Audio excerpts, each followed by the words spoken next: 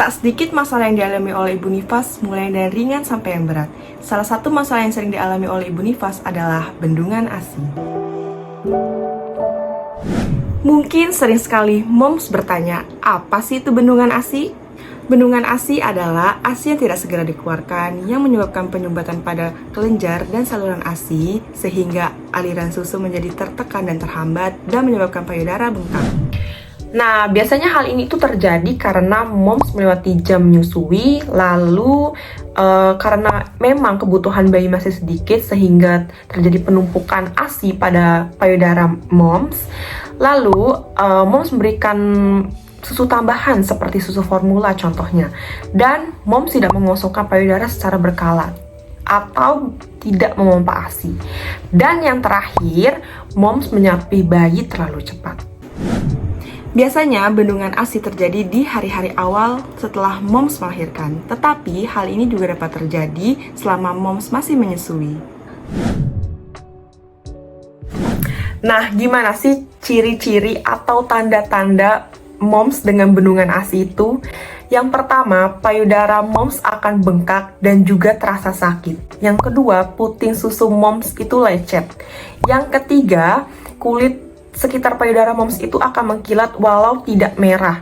Lalu yang keempat, bila diperiksa atau dihisap, payudara moms itu akan mengeluarkan ASI yang sedikit atau tidak keluar sama sekali.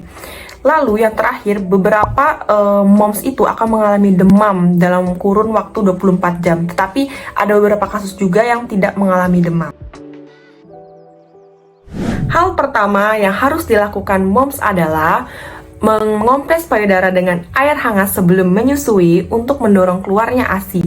Lalu susukan sesering mungkin atau teratur 1 hingga 3 jam atau setiap bayi meminta.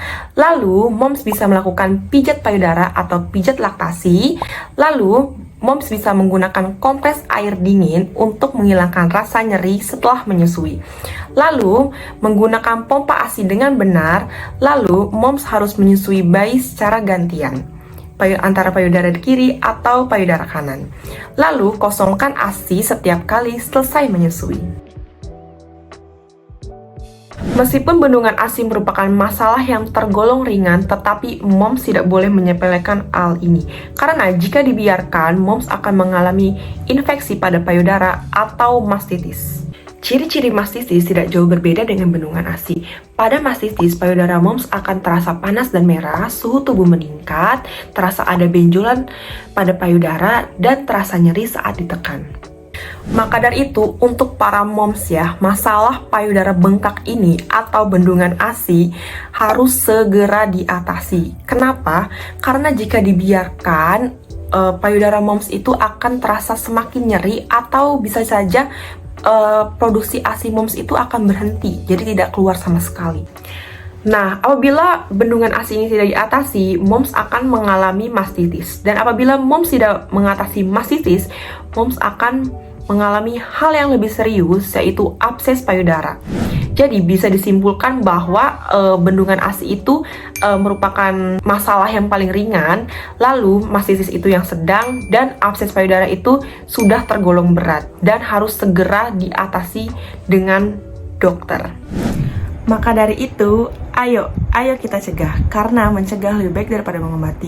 Bila moms menemukan tanda-tanda atau gejala yang saya sebutkan tadi, jangan ragu dan jangan sungkan untuk mengkonsultasikan kepada konselor laktasi atau bidan. Selain itu, moms juga bisa mengatasinya sendiri di rumah dengan mengikuti langkah-langkah mengatasi bendungan ASI di video ini. Semoga video ini dapat bermanfaat, dapat dimengerti, dan dapat dipraktekkan dengan mudah di rumah. Kurang dan lebihnya saya mohon maaf. Assalamualaikum warahmatullahi wabarakatuh.